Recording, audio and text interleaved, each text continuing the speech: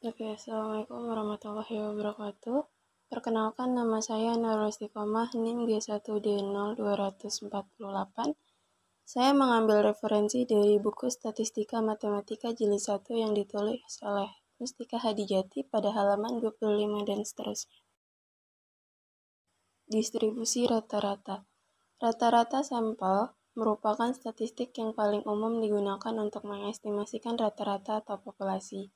Rata-rata sampel merupakan suatu variabel acak, sehingga mempunyai distribusi tertentu yang mempunyai nilai harapan dan varian. Berikut adalah beberapa teorema yang berkaitan dengan nilai harapan dan varian dari rata-rata sampel. Bisa dilihat teorema dan pembuktiannya. Secara umum, E dituliskan mu X bar, dan varian X dituliskan delta 2 per X. Standar defisiasi atau simpangan baku dari X disebut juga standar error dari rata-rata. Dan jika mengacu pada formula varian rata-rata di atas, maka standar error dari rata-rata dirumuskan sebagai berikut. Berdasarkan dari persamaan di atas, terlihat bahwa standar defisiasi rata-rata akan menurun seiring dengan meningkatnya ukuran sampel N. Ini berarti bahwa ketika N semakin besar dan kita memiliki informasi atau nilai variabel acak yang lebih banyak, maka kita dapat berharap nilai X akan semakin mendekati mu. Berkaitan dengan distribusi dari rata-rata sampel, kita dapat mengacu pada suatu teorema penting yang dikenal dengan teorema limit pusat.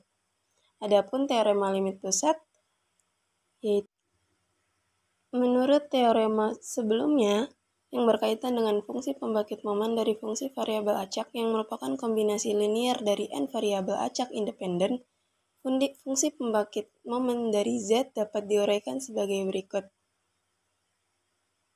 di mana dalam bentuk logaritma natural dapat dituliskan juga sebagai berikut. Perlu diingat bahwa fungsi pembangkit momen dari dapat dikembangkan sebagai suatu deret pangkat T sebagai berikut. Dan oleh karena itu, mx T per delta akar N juga dapat dikembangkan sebagai suatu deret pangkat sehingga dapat dibentuk sebagai berikut. Di mana mu1, mu2, mu3, dan seterusnya adalah momen-momen dari distribusi populasi, yaitu momen-momen dari variabel-variabel acak di original X. Jika N cukup besar, bentuk len 1 per 1 plus X dapat dikembangkan sebagai suatu deret pangkat dalam X sebagai berikut, di mana len 1 plus X sama dengan X min 1 per 2 X kuadrat plus 1 per 3 X kuadrat dan seterusnya. Sehingga akan didapatkan nilai seperti tersebut. Selanjutnya dikelompokkan berdasarkan pangkat dari T dan diperoleh nilai sebagai berikut. Dapat dilihat dari perhitungan di atas, akhirnya nilai akhirnya akan diperoleh itu limit X mendekati T hingga mz T sama dengan E pangkat 1 per 2 T kuadrat. Hasil tersebut menunjukkan bahwa fungsi pembangkit dari momen Z mendekati fungsi pembangkit momen distribusi normal baku ketika N mendekati T hingga. Sehingga dapat disimpulkan bahwa distribusi dari pendekatan Z adalah distribusi normal baku. Teorema limit pusat dapat diterapkan sebagai bagi sampel acak yang berasal dari populasi tak terbatas dengan distribusi apapun. Apabila sampel acak berasal dari distribusi normal, maka distribusi sampling rata-rata mengikuti teorema 2.3 tadi. Adapun teorema 2.3 adalah jika X adalah rata-rata suatu sampel berukuran N dari suatu populasi normal dengan rata-rata mu dan varian delta kuadrat, maka distribusi sampling rata-rata adalah distribusi normal dengan rata-rata mu dan varian delta kuadrat per N. Adapun bukti dari teorema tersebut dapat dilihat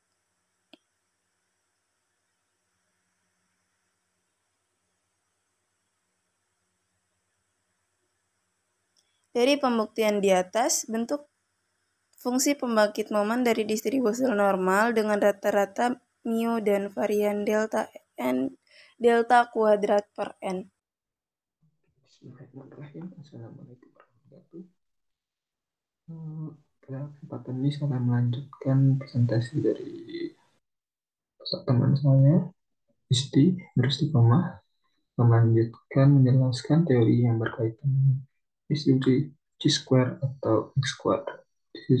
Distribusi chi-square merupakan salah satu distribusi yang mempunyai peranan penting dalam statistika interval, khususnya dalam proses inferensi yang menggunakan sampel yang berasal dari populasi berdistribusi normal. Distribusi chi-square merupakan distribusi peluang kontinu fungsi densitas peluang variabel acak X yang berdistribusi chi-square dengan derajat bebas V X, XV kuadrat adalah sebagai berikut: Fx kurang kurawal seper 2 pangkat V per 2 dikali dengan R kali dengan V per 2 R pangkat V per 2 dikali dengan X pangkat V min 2 per 2 dikali dengan pangkat min X per 2 di mana X-nya bisa sama dengan 0 dan Fx sama dengan 0 untuk nilai yang lain. Dengan rata-rata mu sama dengan V dan varian delta kuadrat sama dengan 2V. Adapun fungsi pembangkit momennya adalah sebagai berikut: nxt sama dengan 1 min 2t pangkat min V per 2. Di mana fungsi pembangkitnya akan dipakai sampai teorema-teorema yang akan kita bahas pada materi ini. Kemudian distribusi chi-square mempunyai beberapa sifat matematis yang penting seperti terlihat pada beberapa teorema berikut. Dari teorema 2.4, jika X mempunyai distribusi normal baku, maka X kuadrat mempunyai distribusi chi-square dengan derajat bebas V1. V sama dengan 1. Buktinya, X n 0,1, maka fungsi densitas peluang dari X adalah sebagai berikut: Fx sama dengan 1 per akar 2 pi dikali dengan min 1/2 X kuadrat, di mana X-nya di interval minta hingga sampai tak hingga. Sedangkan Fx sama dengan 0 untuk nilai yang lainnya. Misalkan Y sama dengan X kuadrat, maka fungsi densitas peluang dari Y dapat ditentukan dengan teknik transformasi variabel. Berdasarkan teknik transformasi variabel, ruang sampel A sama dengan X, di mana X interval dari min tak hingga sampai dengan tak hingga ditransformasikan ke B yang sama dengan Y, di mana Y-nya lebih besar daripada dengan 0. Dengan transformasi Y sama dengan X kuadrat. Selanjutnya ditentukan inverse dari Y sama dengan X kuadrat, yaitu X kuadrat sama dengan Y sama dengan X sama dengan WY sama dengan akar Y, atau X sama dengan WY sama dengan min akar Y. Turunannya adalah W inverse Y sama dengan X per Y sama dengan 1/2 Y min setengah. Sehingga fungsi densitas peluang Y dapat ditentukan sebagai berikut. GY sama dengan F kali WY mutlak W inverse Y. Sehingga menjadi 1 per akar 2 pi dikali dengan pangkat min setengah akar Y kali mutlak 1/2 Y min setengah Y pangkat min setengah ditambah dengan 1 akar 2 pi dikali min 1/2 pangkat min 1/2 kali min akar Y per 2 pangkat 2 dikali dengan mutlak min setengah Y pangkat min setengah. Nanti kalau digabungkan menjadi 2 per akar 2 pi kali E pangkat min setengah akar Y kuadrat dikali setengah Y min setengah pangkat min setengah. Apabila diubah kembali menjadi 1 per 2 pangkat setengah kali akar pi dikali Y min Y pangkat min setengah dikali E pangkat min Y per 2 atau sama dengan 1 per 2 pangkat setengah dikali dengan R pangkat setengah dikali Y pangkat 1 min 2 per 2 dikali E pangkat min Y per 2 dan dapat dituliskan sebagai berikut.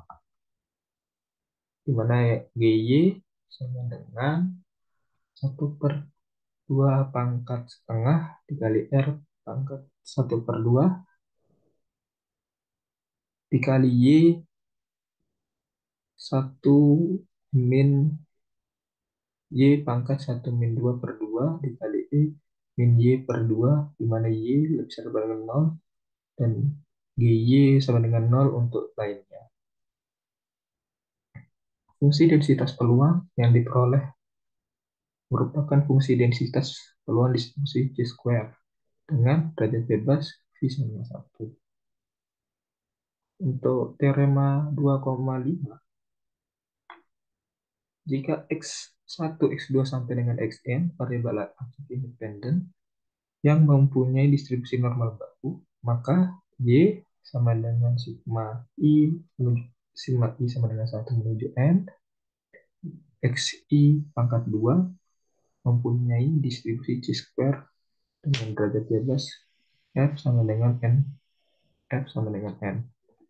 Bukti, berdasarkan teorema 2.4, bila XI berdistribusi normal baku, maka XI pangkat 2 berdistribusi square dengan derajat bebas V sama dengan 1. Dengan fungsi pembangkit yang sama, MXI kuadrat dikali T sama dengan MXI kuadrat T sama dengan 1 min 2T pangkat min 1 per 2. Dengan teknik fungsi pembangkit ditentukan densitas peluang dari Y sigma I sama dengan 1 menuju N XI kuadrat sebagai berikut. Jadi MYT sama dengan M sigma I sama dengan 1 menuju M XI kuadrat T menjadi sama dengan Pi I sama dengan 1 menuju M MXIT MX kuadrat MXI kuadrat T atau sama dengan Pi I sama dengan 1 menuju N 1 min 2T pangkat min 1/2 menghasilkan 1 min 2T pangkat min setengah pangkat N atau 1 min 2T pangkat min N per 2. Fungsi pembangkit momen tersebut merupakan fungsi pembangkit momen dari distribusi C-square berderajat bebas V sama dengan N. Untuk kemudian teorema 2 dan 2.6, 2.7 saya akan bahas di salah satu PPT dosen kita. Itu teorema 6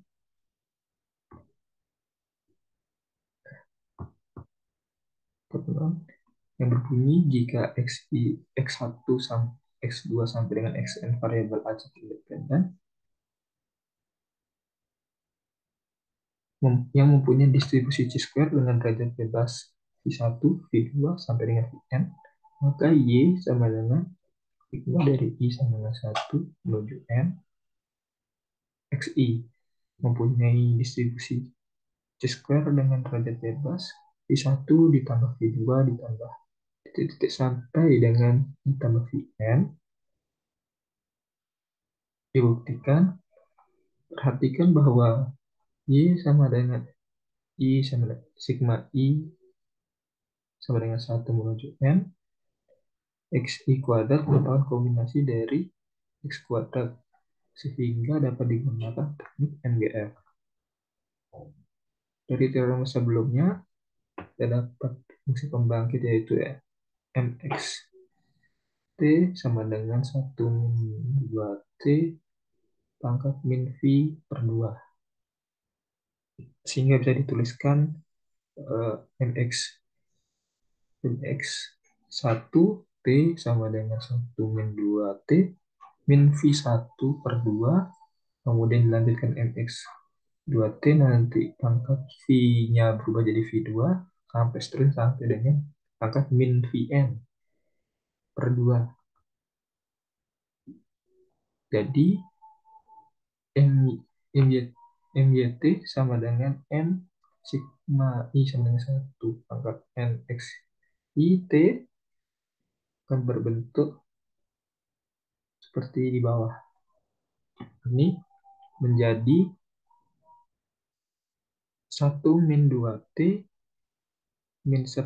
pangkat min 1/2 dikali dengan V1 tambah V2 tambah V3 sampai dengan VI, karena kan eh, dari dikarenakan dari persamaan di atas lah penjumlahan, maka dapatkan merupakan distribusi C-square dengan derajat bebas V1 ditambah V2 sampai dengan Vn. Kemudian untuk teorema 7, jika X1 dan X2 variabel acak independen, maka X1 punya distribusi C-square dengan derajat bebas V1, dan X1 tambah X2 mempunyai derajat C-square dengan derajat bebas V lebih besar pada V1, maka X2 mempunyai distribusi C-square dengan berderajat bebas V min V1. Akan dibuktikan di mana X2 itu X pangkat 2 V min V1.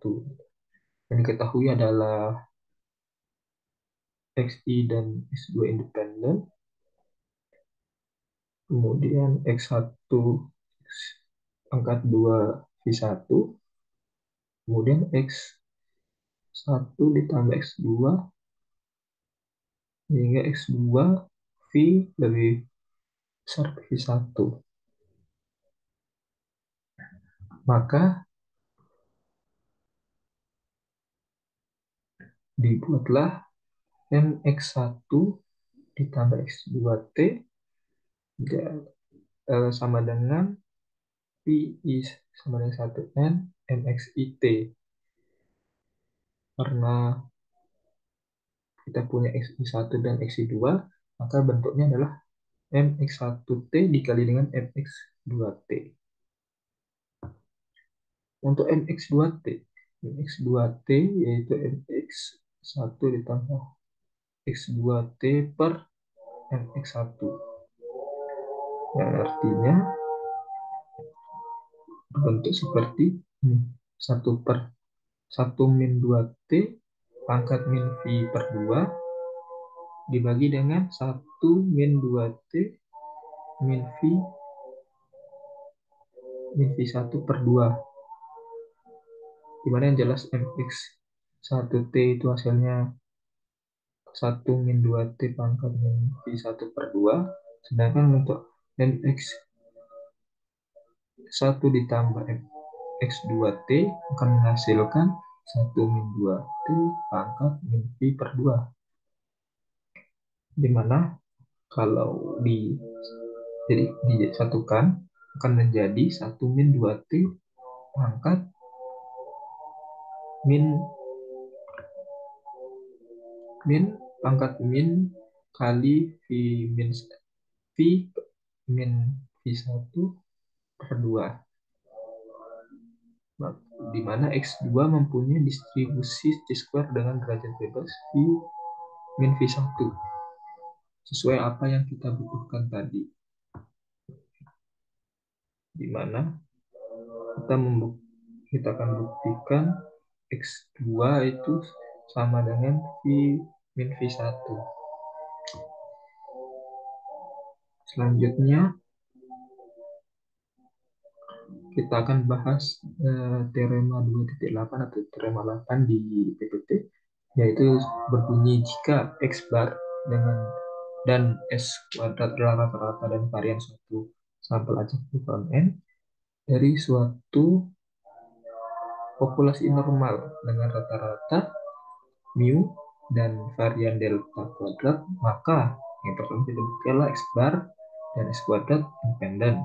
Terus yang kedua, variabel acak N min 1 S kuadrat pangkat S kuadrat per N min 1 S kuadrat per delta kuadrat mempunyai distribusi C² dengan berderajat bebas N min 1.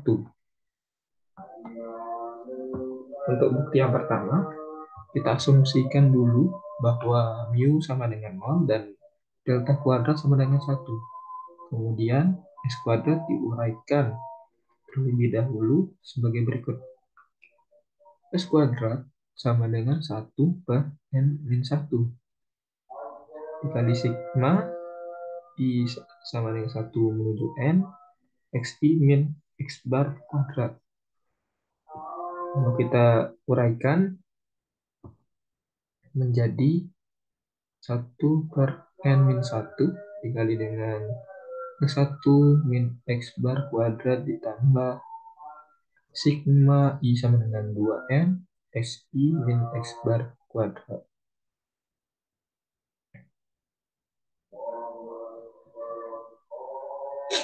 Setelah itu akan menjadi sama dengan per N min 1 dikali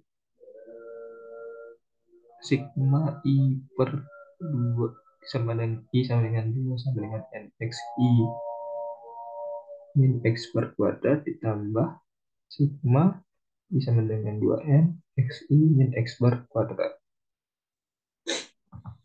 Karena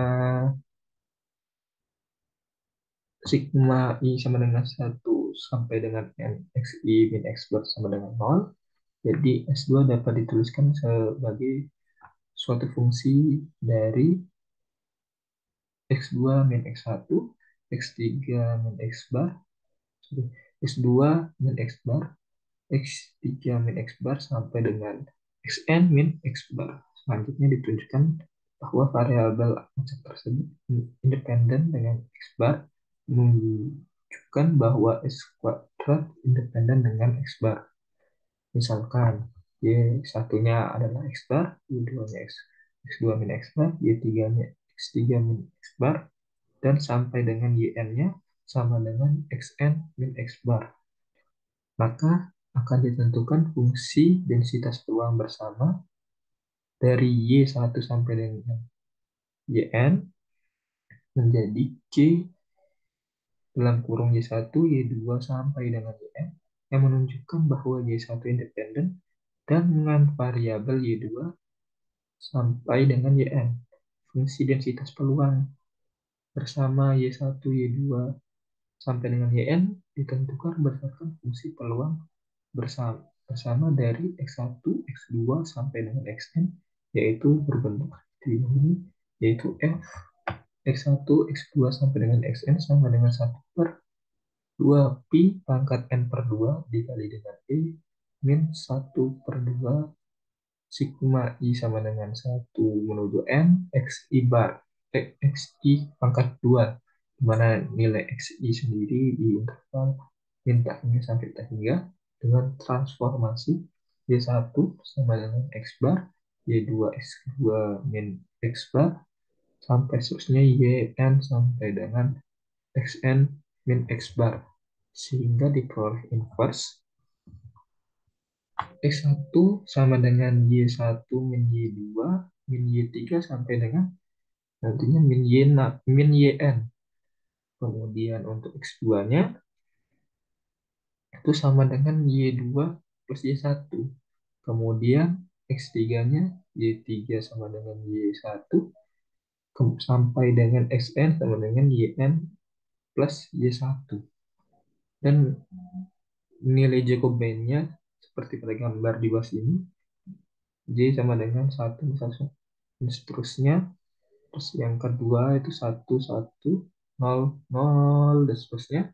Kemudian 1, 0, 1, terus kemudian 0. Nanti akan menghasilkan sama dengan N. Selanjutnya, fungsi densitas peluang dari Y1, Y2 sampai dengan Yn diperoleh sebagai berikut.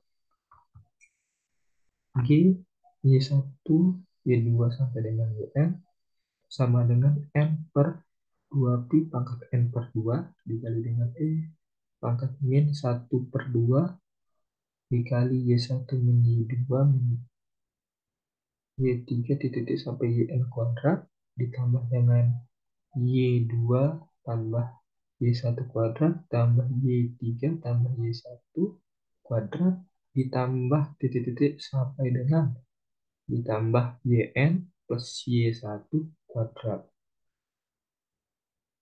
Disederhanakan menjadi N per 2Pi N per 2 dikali dengan E min setengah kali Y1 min sigma I sama dengan 2 menuju N YI kuadrat ditambah sigma I sama dengan 2N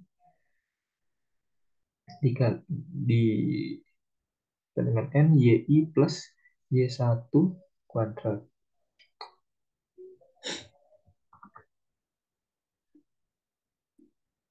Dan hasilnya adalah N per 2Pi pangkat setengah dikali dengan E min N Y1 kuadrat per 2 dikali dengan N setengah per 2Pi N min 1 per 2 dikali dengan E min pangkat min 1 per 2 kali sigma I sama dengan 2N YI kuadrat ditambah sigma I sama dengan 2 menuju N Y kuadrat.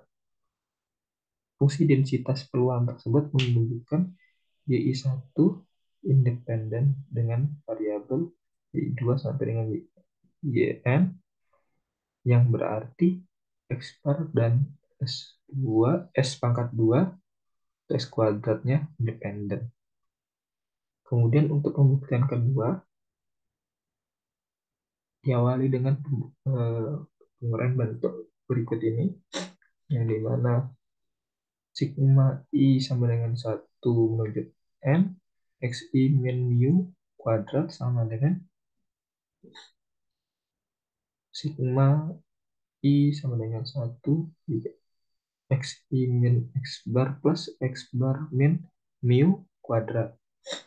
Lalu diuraikan menjadi sigma I sama dengan 1 menuju N XI min X bar kuadrat ditambah 2 XI min X bar dikali dengan XI min mu ditambah X bar min mu kuadrat. Dapat dipisah juga menjadi sigma I sama dengan 1 menuju N XI min X bar kuadrat ditambah 2 X bar min mu dikali dengan sigma I sama dengan 1 menuju N XI min X bar ditambah sigma I sama dengan 1 menuju N X bar min mu kuadrat. Sehingga di, didapat I sigma I sama dengan 1 menuju N XI min X bar kuadrat ditambah N X bar min mu kuadrat. Bila kedua ruas dibandingkan dengan delta, maka diperoleh persamaan berikut. Sigma I sama dengan 1N di XI min mu per delta kuadrat sama dengan N min 1 S kuadrat per delta kuadrat ditambah dengan sama dengan X bar min mu per delta per akar N kuadrat. Misalkan Xi min mu per delta disimbolkan dengan Zi, sedangkan N min 1 S kuadrat per delta kuadrat Y, dan X bar min mu per delta per Rn sama dengan Z1. Di mana bila Xi sama N, mu, delta kuadrat telah ditunjukkan dengan teknik informasi variabel dan teknik fungsi pembangkit momen bahwa Zi menuju N 0,1 dan Z1 N 0,1, maka akan diperoleh sigma I sama dengan 1 menuju N Zi kuadrat plus sama dengan Y plus Z1 kuadrat, di mana berdasarkan teorema 2.5 diketahui bahwa sigma I sama dengan 1 menuju N Zi kuadrat berdiskusi C-square dengan derajat bebas N, dan berdasarkan teorema 2.4 diketahui Z1 kuadrat berdistribusi C-square dengan derajat bebas 1. Selanjutnya, oleh karena X bar dan S kuadrat independen, maka Y sama dengan N-1 S kuadrat per delta kuadrat dan Z1 sama dengan X bar min per delta per akar N juga independen. Dan berdasarkan teorema 2.7 dapat disimpulkan bahwa Y sama dengan N-1 S kuadrat per delta kuadrat berdistribusi C-square dengan derajat bebas N1. Berdasarkan teorema 2.4 sampai dengan 2.8 terlihat bahwa distribusi C-square berkaitan erat dengan distribusi normal karena distribusi C-square diturunkan dari distribusi normal. Selain itu, terlihat pula bahwa distribusi C-square juga merupakan distribusi sampling yang berkaitan dengan statistika S kuadrat. Baik, mungkin sampai situ saja penjelasan untuk distribusi C-square. Kurang lebihnya mohon maaf. Saya mau mewakili Nur Istiqomah dan saya Muhammad Rafi Kasih. Mohon pamit undur diri. Mohon maaf jika ada banyak salah. Wassalamualaikum warahmatullahi wabarakatuh.